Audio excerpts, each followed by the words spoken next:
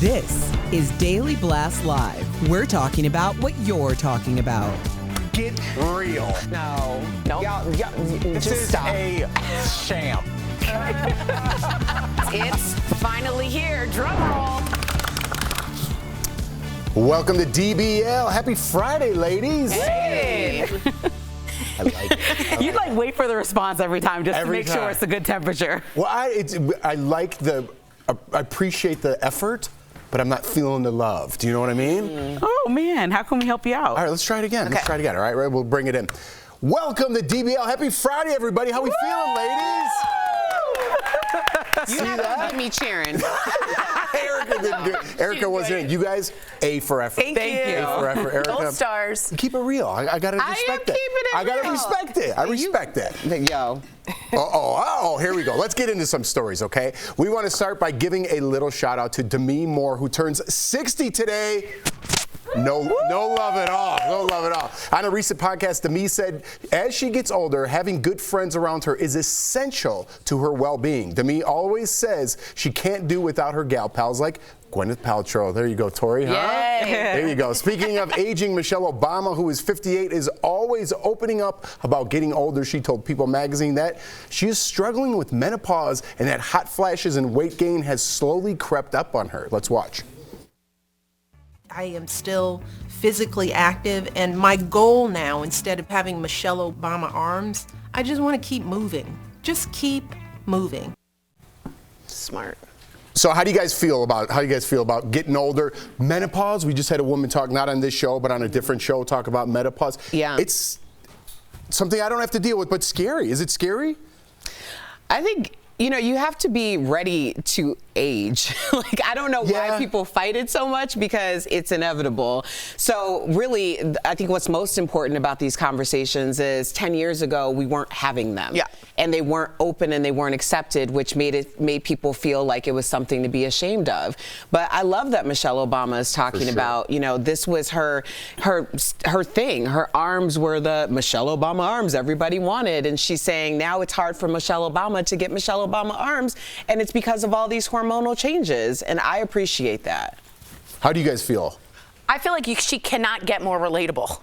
I just think every time I listen to this woman, I'm like, I feel like I'm sitting down and having coffee with her. And I just think she cuts through all the noise, she cuts through all the tape, and she talks to you like a friend.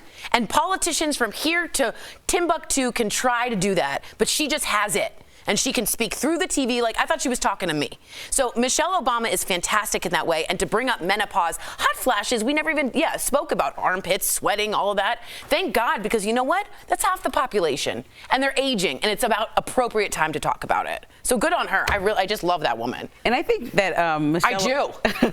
I went to see her speak before, and I think that she does keep it very real, especially when she's not in any type of setting where she needed to be. In some moments, she had to say less because Obama was president. She was trying to walk that line, which she was vocal about. And so I appreciate that she is just being very clear, especially when her whole image and the motivation she was pushing towards young people and everybody in the United States was health, taking care of yourself. So some of that is part of that conversation. You have to talk about what's going on with your health so that you can take care of it best and find people to relate with in that. So I think that, she's an awesome person. I'm actually excited to watch her interview on Sunday night on ABC because Bert wants me to tell you that.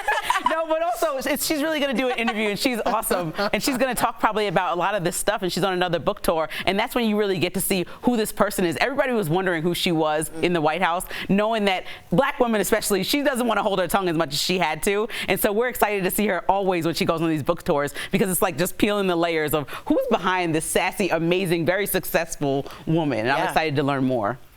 Well said. Where is Timbuktu, by the way? I believe Africa. I'm not sure it's the correct term. It is, but Is it really? Yeah, but it might be a new place. If someone could look into that, great. That's where my brain works. That's where my brain's going. I didn't know Timbuktu was real. It's a city in Mali, I'm hearing. Thank you. In Mali? In Africa. I didn't know Mali was real either. I thought it was a drug. Oh my God. All right. Oh my gosh. Let's go. The hit Netflix show The Crown has been criticized over its depiction of the royal family. Some people even want a disclaimer on there telling the viewer that it's fiction. But one scene in this season is actually very real. It shows Prince Charles breakdancing. That's right. That actually did happen back in 1985. Charles did his best b-boy impression with some breakdancers at a charity event. He was a good sport about it. At one point, he even got down on the floor trying to mimic their moves. Listen, you talk about Michelle Obama being a real person. I think this is showing a real side to the now king. Yeah, and he was broken in the 80s because he hasn't been the same since. All right, it's changed. He hasn't. Like, I mean, there is no relatability factor, and then it makes you think about, like, when I saw that, I thought You about don't Harry. think that's relatable? I mean, yeah, in the 80s, you know what year it is? What? It's 2022. When's the last time that anyone has seen I get you. version of him? But I think about Harry because, you know, that's the first time that I really thought about him as being Harry's dad. I know, me too. It seemed very Harry. It did. And to be honest with you, I actually, you said it earlier, and I don't want to take it from you, but he's a real person here. He's a dude, a bad dancer. Luckily, I didn't coin that line. Yeah, well, it humanizes him. Please go ahead. No, he is. I think that's funny. Like, which one of us doesn't have a friend or ourselves that go do something embarrassing or try something and look ridiculous? Like, that's just like life. And all the criticisms that we get from him, from the things that he actually did because there's historical records or said or people that work closely to him, it's good to balance that out with being a little bit normal. Yeah, I like it too because all we do is talk kind of hate on him. Yeah. It's fine. But He's whatever. a target, for sure, yeah. If we got to go back in the day, at least we got one story. Yeah, great. One story. That's awesome. He's a B-boy. Yes. For 20 seconds. All right. Well, that's over. We'll be back to bashing him next week. All right, so The Wait is Over. Wakanda Forever is out in theaters today. Angela Bassett, who plays Late King T'Challa's mother. I want to say never mind. And is getting some early Oscar buzz. If nominated, she would be the first actor in a Marvel movie to get an Oscar nod. The movie, which spends time mourning Chadwick Boseman's character, of course, is expected to be a big hit at the box office this weekend. Who's going? I'm going. I want to go. Thanks for participating, Lindsay. I appreciate it. I told you I saw Black Adam against my will, and now I'm like, okay, I'll go to the movies. Now again. you got like a punch card. Like, you're going. Right, you can't go see Black Adam and not Wakanda Forever. Like, come on now. If it's out of the two, I love The Rock, but come on now. This is the biggest movie of the year. All right. Are you dressing up? I got to ask. Yeah, I'm going to wear all black and morning sweatsuit. Because that's going to be cozy for my theater situation. Okay, some people are saying to wear all white because it represents mourning, or purple because it's royalty. So just a couple tips. Well, what I like is that people for funerals, and I've been to a couple, like, whatever makes sense or resonates with the family member that passed away is how you memorialize them. Like, if somebody loves purple or loves brown, in Colin's grandmother's case, we all wore that. And so it was just like, you know, it's paying homage to that person. So I think whatever that means to you in this movie, especially if you love Chadwick Boseman and he touched you in a certain way, then you should be like, okay, I'm going to wear whatever makes you comfortable, especially if you were a little kid that grew up and now the main character's gone. Yeah. Respect. I like that. Speaking of respect, give Angela Bassett her Oscar. Yes, it is long overdue. She deserves this nomination. It makes no sense to me, but I do believe that this will be her year. I agree with you. All right, let's squeeze in this last story, definitely. Gwyneth Paltrow gave her followers a peek into how she gets ready in the morning on Instagram. Gwyneth said she filmed her Wednesday wellness routine after her fans kept asking about it, which includes scraping her tongue and an oil pull, which involves swishing oil in your mouth and spitting it out. Lord have mercy. Wow. She meditates for 20 minutes because she probably thought about what she just did with the oil. And then there's a little dance workout in her gym, followed by dry brushing her skin in her sauna. Oh my gosh. And check out this last one. She also swears by this. I want to try this with Tori during our segment. You put tape over her mouth while she sleeps at night so she could breathe through her nose. No. What is happening? There's a lot going on. Remember when we started with this talking about relatability with Michelle Obama? Just the level is zero when it comes to this. The tongue scraping, the oil pull. It's great if you want to try this, but please talk to a doctor. She's already been sued for the jade eggs. Don't tape your mouth shut. Yeah, maybe talk to a sleep doctor or apnea. The mouth tape isn't exactly that rare. A lot of people. You've heard of the mouth taping? Yeah, my husband has used it. Is it for snoring? Yeah.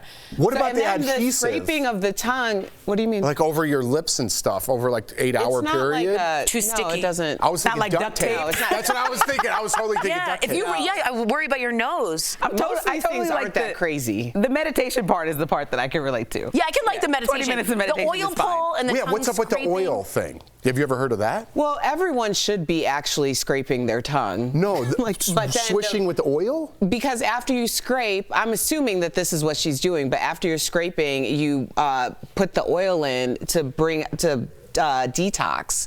So it's like a mouthwash or something. Huh. It's not that crazy, y'all. Erica, you could like improve my life so much. I'm just like, give me a toothbrush and leave me alone. And if anyone's getting taped up, it's you. Coming up on DBL, our interview with Shark Tank, Kevin O'Leary. Wait until you hear his take on all the drama going down with Twitter. You don't want to miss that. It's a good segment. Plus, did Drake get plastic surgery? Erica's breaking it down for us and what Erica's watching. There's going to be a lot of internet chatter. That's where the red flag goes up. We are never going to agree on this. It's ignorant, and for me, it was just like a damn shame. Tell me I need to do something, I'm going to do the exact opposite. You know why I don't call in sick? Camera hog. Speaking of oil, getting a little oily. Yeah, we got oil pants. Did you get it? Yeah! Wow. See that move? And then we're also having like arcade games too. No, I think everybody needs a morning routine, or if you're like someone who works overnight, you need a routine for when you wake up. And Have you ever done oil in your mouth? I do.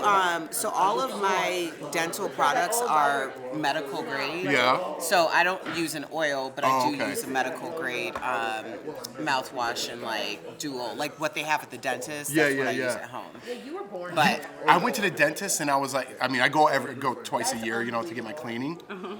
But I was like, they were cleaning my teeth. I'm like, remember that mouthwash they used to give you that you had to do for like 5 minutes? And you do half, and I'm like, fluoride? the fluoride rinse? They don't do that. I'm like, what happened to the fluoride? They're like, it's in the thing now. Like whatever they clean your teeth with. I'm like, what happened to those spit tanks? They're like, when was the last time you came to the dentist? I'm like, I come twice a year, but I just didn't put all that together till now. And they're like, that's been gone for like a decade. That's long ago. But I was like, I didn't even put it all together. You said Mr. Thirsty. Those are my favorite. The one that Mr. Thirsty. yeah, I love Mr. Thirsty. I didn't know it was called that. Suction. Well, I still call it Mr. Thirsty. But the fluoride, they would go up in here, down in there, and you could guess, right? Remember bubble gum, peppermint, and it was never bubble gum. It was just some awful. I would have not wanted bubble gum. It was awful. I hate remember anything that. bubble And it gum was all flavored. sticky and gluey. Do you remember that? I do. That's what I was talking about. Well, I was trying to help you out. Continue the conversation. Terry, so yes, morning routines. Tori's hair is exactly in place. If everybody notices, For the first time ever.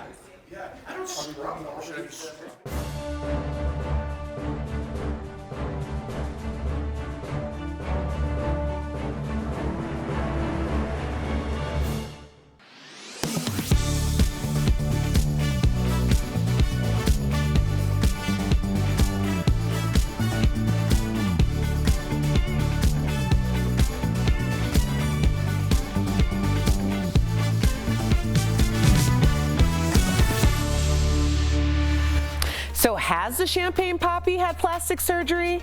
A housewife makes a cringy claim, and a fan surprises another one with an unexpected gift. In this week's What Erica's Watching. Now first, fans are Team Meg or Team Drake in the latest rap beef. Lyrics in a new Drake song seems to be taking shots at Meg Thee Stallion, and she is not having it. Nor is celeb plastic surgeon Dr. Miami, who posted this TikTok and captioned it, "When Drake asked me to do his second lipo," along with audio saying, "Get someone else to do it." Now, Doc Miami is a hottie before he's a surgeon, and this re-sparked rumors that the certified lover boy has had work done. That's right. Now, if Drake's diss is about Meg, he should have used the knife in her back for his next procedure. You heard?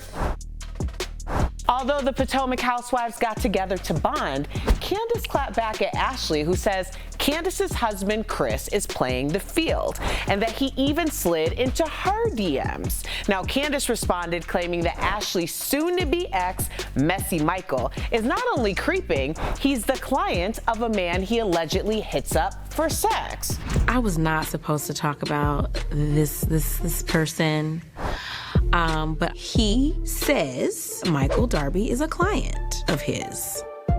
That's what your get, because I was holding on to that. You wanted smoke, so here. Now, was Wendy's bonding session really meant to build bridges or just burn them because they are on fire? And finally, a fan who snuck into Cynthia Bailey's DM offering to draw a portrait of the reality star. Cynthia was flattered and said yes because she's a sweetheart, but she was not expecting this interesting interpretation. Now, Cynthia is much nicer than her followers who commented on the post. Just a little PSA, if anyone wants to draw a picture of me and it looks like that, I am not posting it unless you're in the 4th grade. Love you, sweeties. Share with me anything that catches your eye by using the hashtag #DBLEricaWatch. We'll be right back. Today's Sandals word of the day is sand. Enter at dailyblastlive.com/sandals for your chance to win a 4-day, 3-night escape for 2 to beautiful Curacao.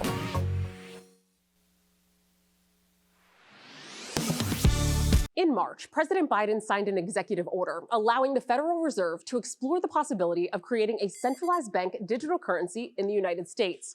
Some people on social media have claimed that that executive order would make paper money worthless. Verify reader Jerry emailed the team to ask if President Biden's executive order would replace paper money with digital currency. So let's verify.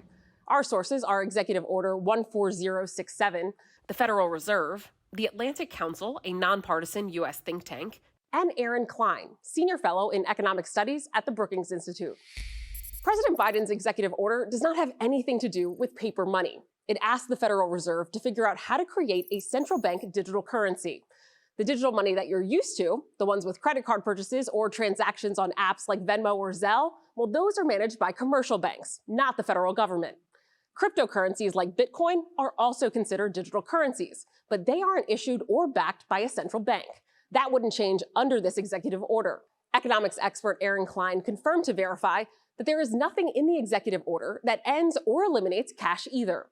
In a press release, the Fed said that a central bank digital currency could provide faster payment options between countries and safe digital payment options for households and businesses.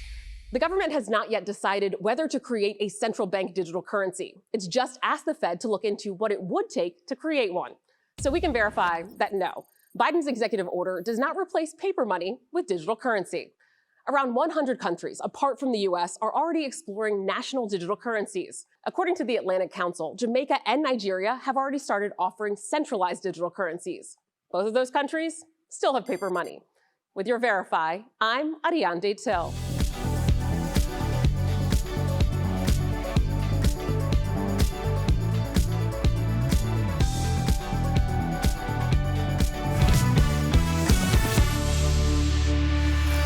Welcome back to DBL. He's known as Mr. Wonderful, but if you watch Shark Tank, you know how sharp Kevin O'Leary's bite can be.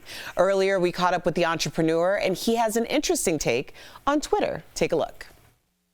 How's it going, Kevin? So, Mr. Wonderful. Great, thank you. You know, Twitter is asking laid-off employees to now return. I'm sure you saw the news, and it's losing $4 million a day. So, was acquiring Twitter a bad business move for Elon Musk?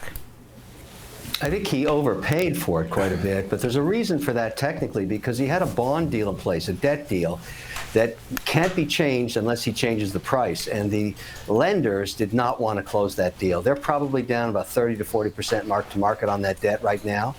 So they're not happy. However, he forced them to close because he didn't change the price. That's the reason that happened.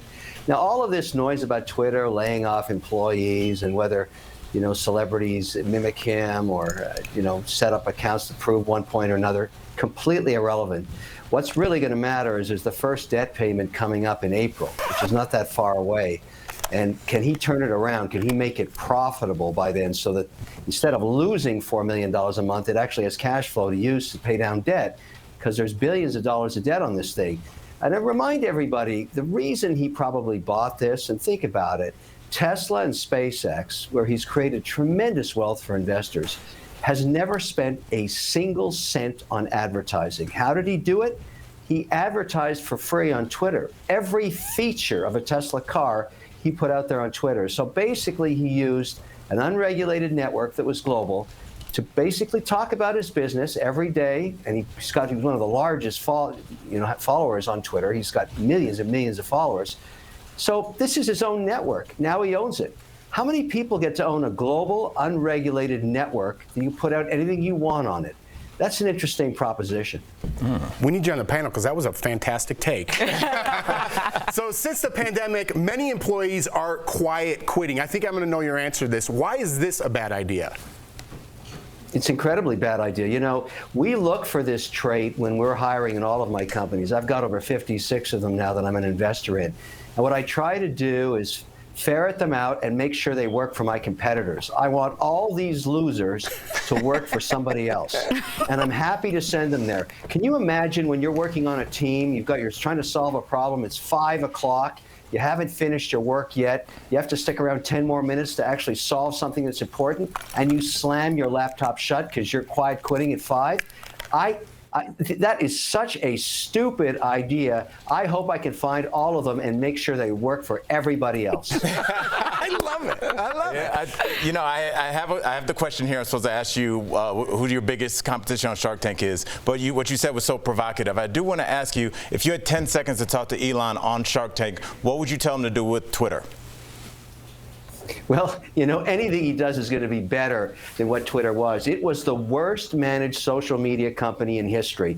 During its entire life, it created zero value for shareholders, and yet it had a rotating turnstile of CEOs who optioned themselves with stock they took no risk to buy, took out billions of dollars, and created no wealth for anybody else. The season of Money Court with Bethany Frankel. So what does the former housewife add to the show? What I've learned about Bethany, because a lot of people just know her from Housewives, where she was, obviously very successful on that platform, but they didn't know she was an entrepreneur. Remarkably, in her life, she's had tremendous challenges and overcome all of them. She's very, very successful, but she's got street smarts. She's gutsy. She's even ballsy, and that really shows up on this taping because I had no idea what to expect from her. I thought she was going to be a screaming housewife. Wow, was I ever wrong. She was absolutely spectacular. And I think you're going to see some really amazing TV. And I'll tell you the secret about reality television I've learned over all these years. When you see the staff and the caterers and the technical assistants and the stagehands watching the live feed monitor on the unedited tape, when you're just sitting there creating a show, you've got a hit. They were glued to those screens. We saw some crazy stuff happen. Crazy stuff. Can't wait. Yes. That's a good tease. Thank you, Kevin. Yes. DBL Nation, make sure to catch Shark Tank Friday nights on ABC. And also, you got to keep an eye out for a new season of Money Court on CNBC. We'll be right back. Thanks so much, Kevin. Have a great day. Thank you.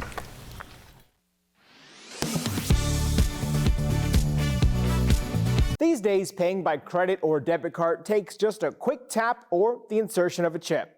Often the card never leaves your hand, but sometimes you're required to sign for an item, and a cashier might even check to make sure the signature matches with the one on the back of the card. Verify viewer Deborah emailed us to ask if signing the back of the card would make it easier for identity thieves to copy your signature. So let's verify. Is signing the back of your credit card a significant security risk? Our sources are Capital One, credit card processors Visa, MasterCard, and Discover, and Melissa Lamborina with NerdWallet. Years ago, signatures were the only tool to combat card fraud. Merchants would compare the signature on the card with the one on the receipt. But these days, all of our sources say signatures are less relevant because newer technology like card microchips and virtual wallets have made making in-person transactions more secure.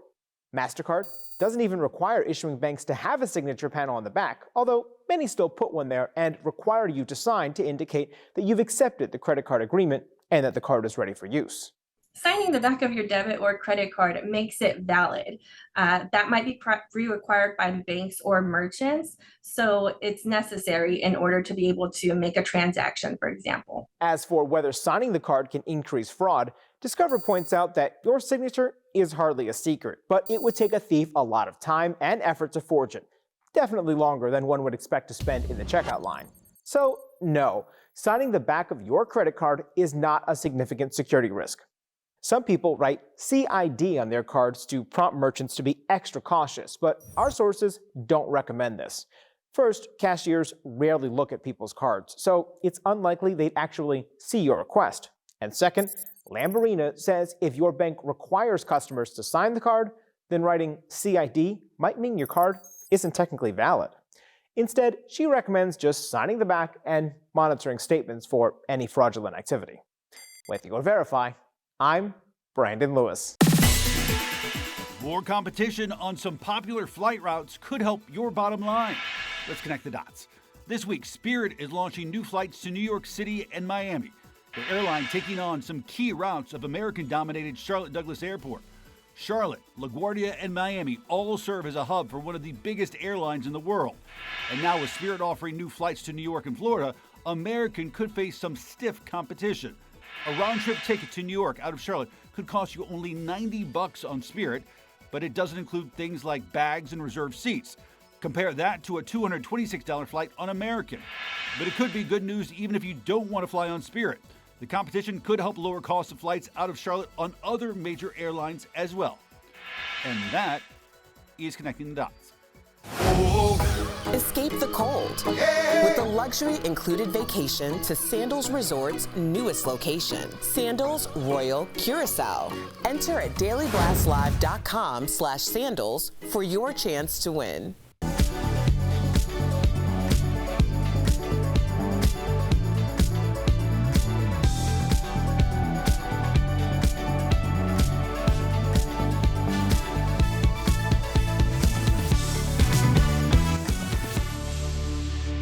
Welcome back. 2023 is right around the corner, and it's time to get ahead of your health for the new year. 2023 Medicare Advantage enrollment starts now, and you can review all of your benefits with Medicare Advantage advisors. Now is the time to call for your free Medicare benefits review. You won't get additional benefits automatically, so many Americans already on Medicare may not have a plan with all the benefits accessible to them. But now you can make sure you have a plan that works best for you so you can have a healthy 2023. So contact Medicare Advantage advisors today. Again, the benefits review, it's free. Call 1-800-599-2685. Now, guys, before we go, we do have some sad news. Comedian Gallagher has passed away of organ failure at the age of 76.